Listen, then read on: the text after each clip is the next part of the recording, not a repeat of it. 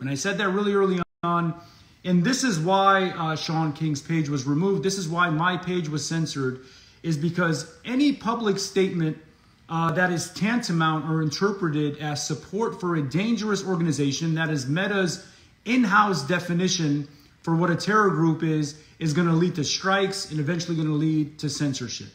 Now, the reason there's been heightened censorship around this issue is around the Houthis, right? The Houthis out of Yemen, which have been spearheading the Israeli ship blockade out of the Red Sea near Bab el-Mandeb in Yemen. All of us have been following the story. I was one of the first to raise the story on Instagram. A number of my posts, tens of my posts addressing this were stricken down. So Meta has classified the Houthis as a dangerous organization, whereby praising them would lead to posts being removed and would lead to accounts being suspended. Now, this is why Shaun King's account was suspended, because of the several and string of posts he made addressing this very issue. So I say that again because I want to bring it to everybody's attention that you do not, and I said this again during week 1 with regard to another organization, right? Whether you agree or disagree with what they're doing ideologically, you guys all know where I stand on this issue. You don't want to show public praise for an organization that is defined as a dangerous group by Meta, right? Even though at this juncture the Houthis are not designated as a terror organization, they once were by the United States. Now they're up for possible reclassification as a terror organization. Meta does. Meta qualifies them as a dangerous organization. So if you put up any post, comment, demonstrating public support for them, your page can be penalized, can be flagged, and a post can be taken down. Again, I'm just sharing this information based out of the research, based on the information that I've collected, because I don't want your pages to be censored and stricken down or suspended like some other accounts have.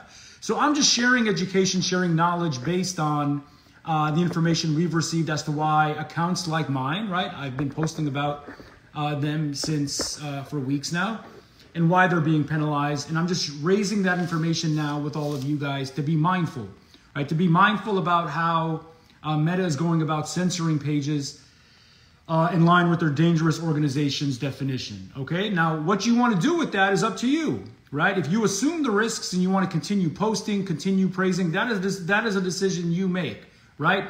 Be knowledgeable. Know that if you take specific actions, right, there might be specific punishments. You now have the knowledge as to what could happen if you publicly praise the Houthis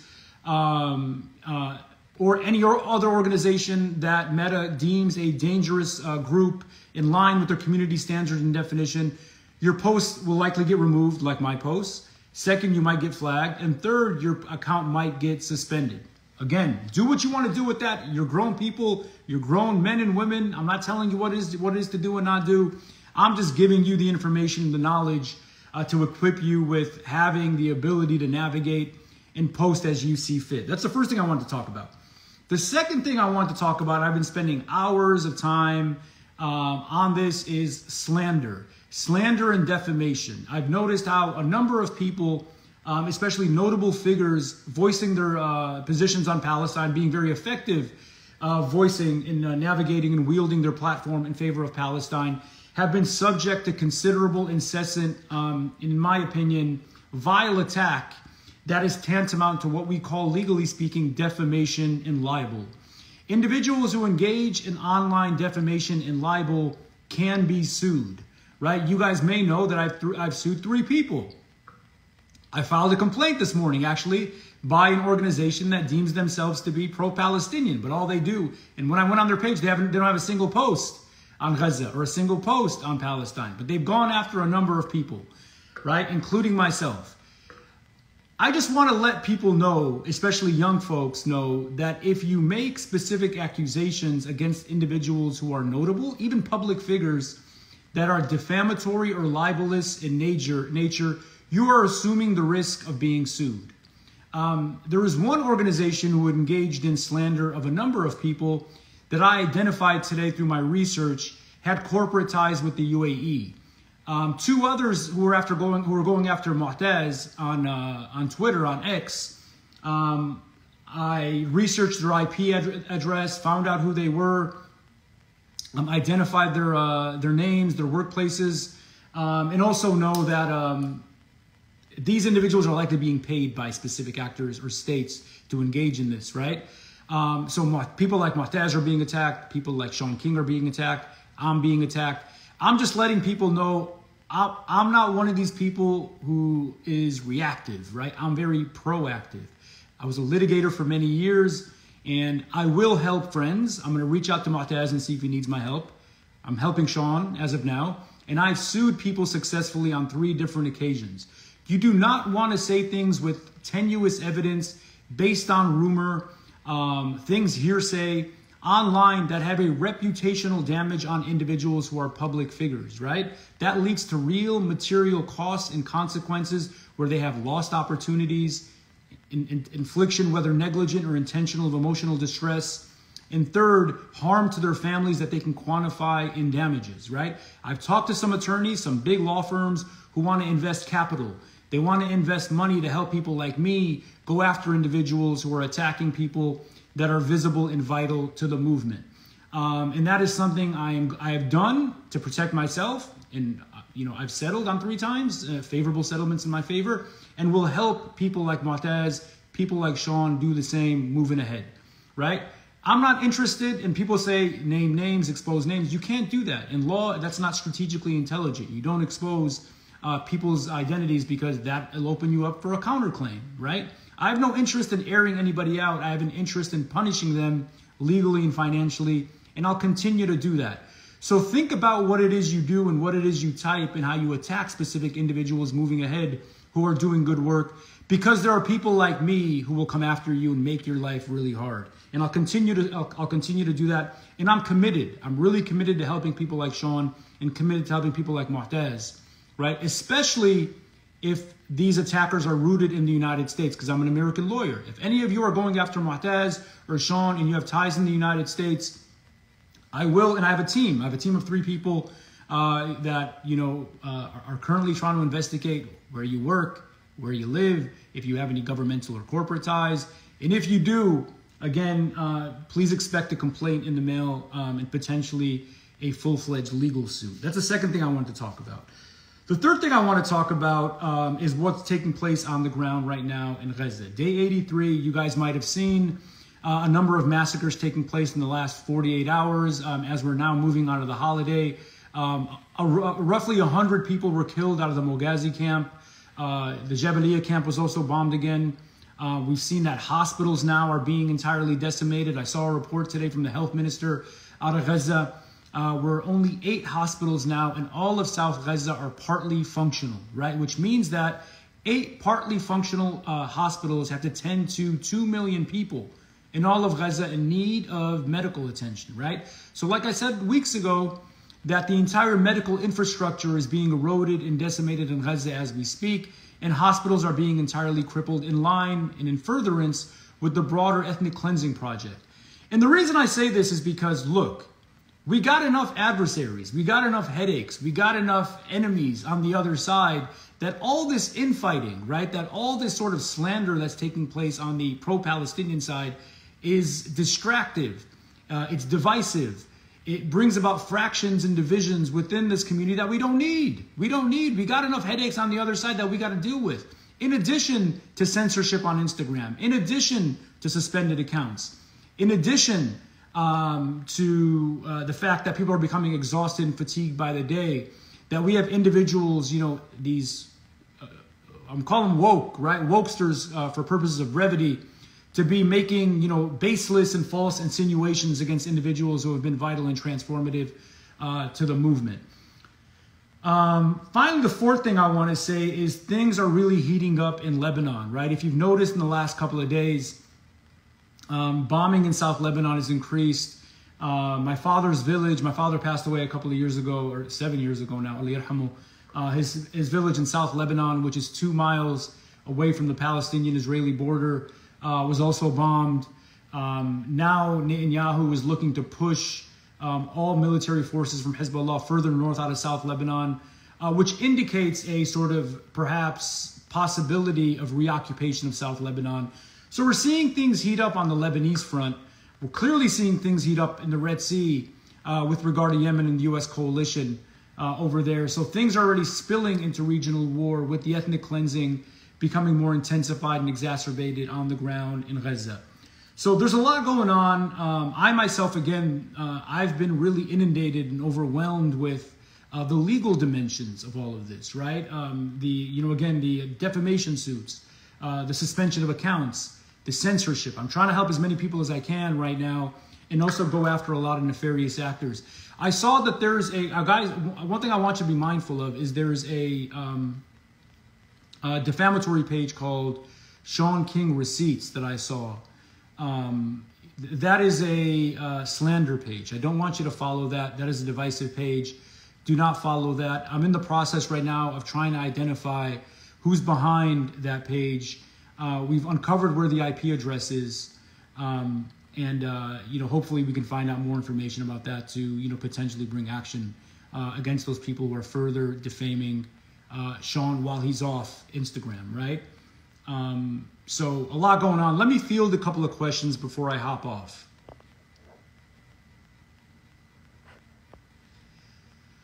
Question, would you publicly talk to Marianne Williamson? Marianne Williamson is running for president of the United States. Would I publicly talk to her? Yes. I'm not sure if I publicly support her. Clearly not going to vote for Biden. Definitely not going to vote for Trump. I've always been an independent. I'll talk to anyone. I like Cornel West intellectually. I don't think he has a viable chance of winning the presidency. But I'll definitely talk to third-party candidates, especially those who are anti-genocide. Another thing I want to talk about really quickly is I'm noticing a lot of celebrities and notable people. I hate celebrities in general. Like, I hate people in that Hollywood space. They're always DMing me, asking me to share this and do this. I really dislike that element at large. There's some exceptions, obviously. Yeah, now they're coming out, a lot of these notable celebrities saying a ceasefire. Look, you don't get praise or any kind of, commendation for that. To come out and call for a ceasefire 83 days into a genocide, right? I think the only reason they're doing that is to try to be relevant or get some kudos at this late juncture.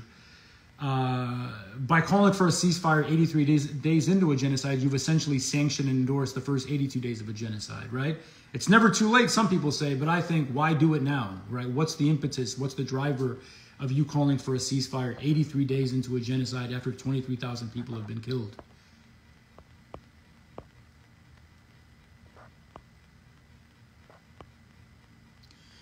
Does this mean you're finding about decades-long accusations against Shaun King are true or not? My job as an individual, even as an attorney or as a Muslim, is to not ferret out whether the accusations against Shaun King are true or not. That's up to a legal court of law. That's up to a judge. That's up to a jury, right? My only focus on Shaun King, and I've known Shaun for some time, is if he's doing good work online. Has he been supportive? Has he been effective with carrying forward the cause for Gaza? And from what I've seen, the answer is yes. So I think in terms of collective, I think in terms of a movement, right? And Shaun has been very vital and effective on the Gaza front. So I'm supportive of him in that regard. It's not my job to identify and interrogate whether accusations against Shaun are true or not. I am not a court of law, right? If a court of law finds him convicted of something or wrongful of something, then of course I'd be critical of that. But what I've seen online are basically rumors, baseless accusations, and that's it, right? In the United States, where I've been trained to be a lawyer, you are innocent until proven guilty. I haven't seen a single conviction against Shaun King as of yet. If there's been a conviction of Shaun King, please share it my way. Please send it to me, but I haven't seen one as of yet. Look, people should use their minds, right? Allah gave us minds. In Arabic, we say a'il.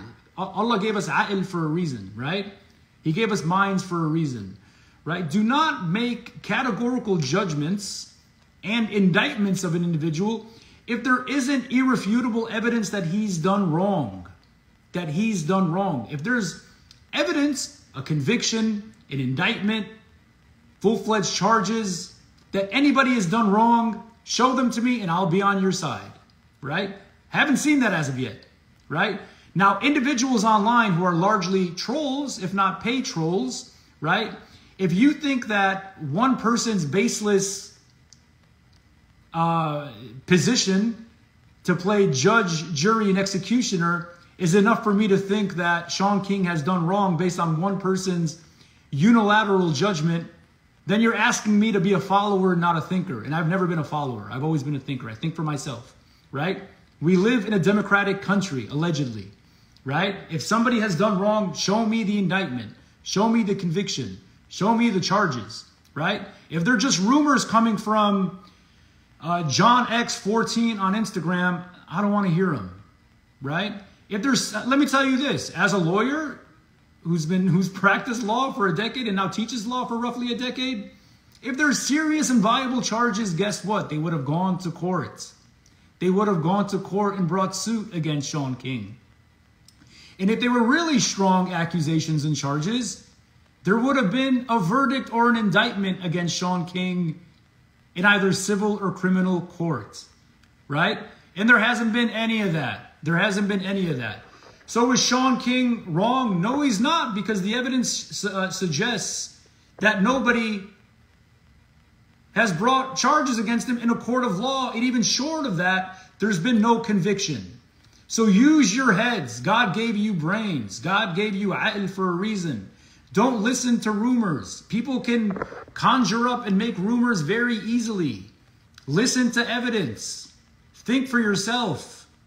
And after you've thought for yourself, contemplate, then introspect. Has Shaun been an effective voice for the movement? And it's undebatable. The answer is yes. And that is it.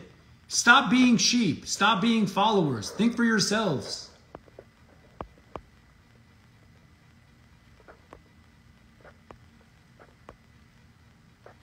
Couple more questions, then I'm going to hop off.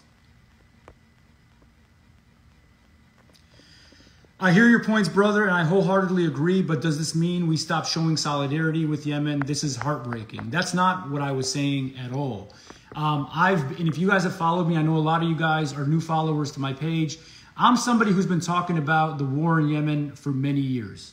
I grew up in the Detroit area, and if you know anything about the Detroit area, you know that there is a sizable, large Yemeni population. I've been focusing on Yemen for many years. I have close friends that are Yemeni. One of my best friends, in fact, is a Yemeni American who owns a really prominent string of cafes across the country. I've seen how 200,000 Yemenis have been killed. Second, how 250,000 Yemenis have been struggling from famine.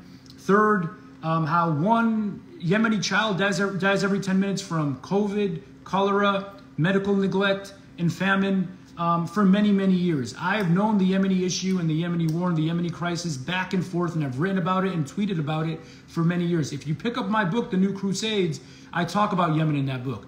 My solidarity and support for the Yemeni people is nothing new, right? However, I don't want you to stop showing solidarity and support at all, especially for the people of Yemen who have gone through so much. You have to recognize and understand that this war in Yemen that took place for 9 years, right, was one of the most brutal wars of the modern era, right? It was ethnic cleansing by design, famine by design. No, never. Continue to show solidarity and support for the Yemeni people. Now, knowing that and understanding that and posting about that, which I'll continue to do, I want you to be strategic and intelligent with how you talk about what's happening in the Red Sea, because Meta has classified, again, the Houthis as a dangerous group. So I don't want you to be emphatically supportive of them online. Online isn't our entire existence. Our lives don't only unfold and are performed on Instagram. That is one dimension of our life, right? You can donate to the Yemeni people. You can talk to friends about what's happening in Yemen. You can talk about the humanitarian crisis in Yemen online and offline, right? The one thing I am telling you to do, one single small thing, is be careful how you talk about the Houthis, and that's it, because I don't want your page to be flagged and I don't want you to be suspended, especially you young people, because I know how important social media is to you millennials and you Gen Zers, right? So just be mindful of that. Use intellect. Use intellect. Malcolm X again said, knowledge is power. Always lead with intellect, not emotion. When people lead with emotion, they typically get in trouble. Like this one fellow who's living in, I'm not going to say the state, in Georgia, who's been slandering and defaming me, who in about an hour from now is going to find a legal complaint waiting for him at home and at his workplace. A couple more questions. And again, if you want to give to 4-year-old Reem, please do below. I found a defamatory comment against you. I took a screenshot of that. Thank you very much. If you found, please email it to me. I also have a paralegal and an assistant who is perpetually tracking comments and such. You know, it's funny, like, it's... I laugh, guys, because I'm kind of beginning to feel bad for people who are, like, defaming me so, like, incessantly online, because they're doing the research for me. They're doing the evidence for me. They're compiling the evidence for. All I gotta do is take a screenshot, and I have all the evidence I need for my legal complaint. So part of me wants them to continue defaming me because it makes it easy for me to collect damages and then donate them to Palestinian causes.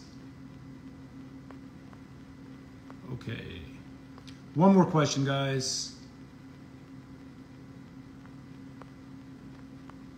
Do I have Telegram? I do not have Telegram as of yet. I'm contemplating opening one up. This is from, hopefully I'm saying your name right, Marquette Fitness. We talked before. Hi Khaled, is it safe to engage with pro-Israel supporters who are genuinely up for debating, or is this not worth it? Is it possible to shift their mentality? Really good question. I think so. Like, look, I'm somebody who firmly believes in open and free discourse, right? I also believe that the vast majority of people in the world are good people, right? And that includes individuals who are pro-Israel. That includes individuals who are Zionists, right? We shouldn't get into this mentality that people are monsters. We shouldn't dehumanize anyone, right? If we don't want to be dehumanized as Muslims, Arabs, Palestinians, black folk, Latinos, as minorities, right? We shouldn't perpetuate that same dehumanization with other individuals, right? Even if we disagree with them vehemently, ideologically, and politically speaking. So you should always start with the baseline to be open for discussion and debate, right? Because I think the vast majority of people are good faith actors. I think the vast majority of people are biased because of circumstance, the family they were born into, who they're around. Everybody is conditioned, right? Everybody has biases as a consequence of their conditioning. I know a lot of people who are pro-Israeli who I think are good people. They just believe what they believe, but they can be swayed. Anybody can be changed. Anybody can be moved, right? But not everybody is a good faith actor. Some people are trying to engage with you because they want you to feed them information that might get you in trouble. This is why I tell young people, especially college and high school students, do not engage with people online in your DMs that you do not know, especially if they're asking you questions that are loaded, tied to specific organizations or specific movements. Because the information you give them might be used to get you in trouble. And I've seen a number of my students, but also other students get in trouble doing that.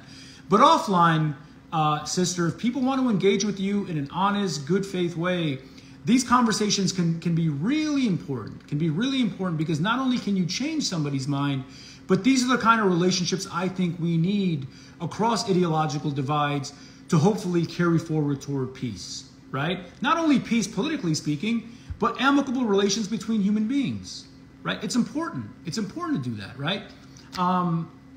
This is a humane position I take because it's been effective for me. I've spoken to individuals of all ideological stripes, not only with regard to genocide in Gaza, but the Uyghur issue, what's happening with Indian Muslims and with Hindutva supremacy, Rohingya Muslims, racism and racial justice in the United States. That whenever I talk to somebody on the other side, 9 times out of 10, if it's conducted in a civil, honest, and good faith way, only bilateral and symbiotic benefit and education can grow from that. So I definitely want to push you to have those conversations. In the difficult conversations, the challenging discussions are typically the most constructive and nurturing, right? So please do have them. One more question, then I gotta hop off. let's see if I can get one. Sorry guys, I'm just it's been a busy morning talking about defamation and lawsuits, and so sorry if I'm worked up a little bit.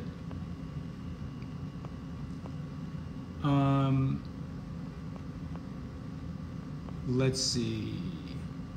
Can Meta be sued for purposely suppressing pro-Palestinian voices? Can Meta be sued? Difficult question, right? I mean, the answer is maybe, but likely no, because like I said earlier on, there is no guarantee of free speech on Instagram or Meta because these are privately owned corporations. So you can bring a challenge against Meta using the First Amendment free speech standard, because again, these aren't public forums, they're privately held or privately owned landscapes. However, there are other legal theories that can be brought beyond the realm of free speech, that we are a violation of contract, for instance, is a possible theory, right? Other standards that can be investigated, but as of now, I don't think the proper course of action is suing a global Fortune 5 conglomerate that has billions of dollars and has the best attorneys at their disposal. I think the best course of action, honestly, is working with good faith actors within the organization to see if we can sway them to have better and more transparent policies. And that's what I'm mindful of doing, and hopefully we can do in the short term within organizations like Instagram and Meta at large. So with that said, guys, thank you so much. I'm gonna hop off, hopefully return tomorrow with some more news. Again, a lot going on. I want you guys to stay focused on what's happening in Gaza, what's happening in Lebanon, what's happening in Yemen. All these other things, the trolls, the fake accounts, the divisive rhetoric, these are all distractions, right? They're distractions that we have to punish, they're distractions that we have to get rid of, but the real focus should be on Gaza and the people in Palestine. With that said, peace. I'll circle back tomorrow, inshallah, with some more news. Salam.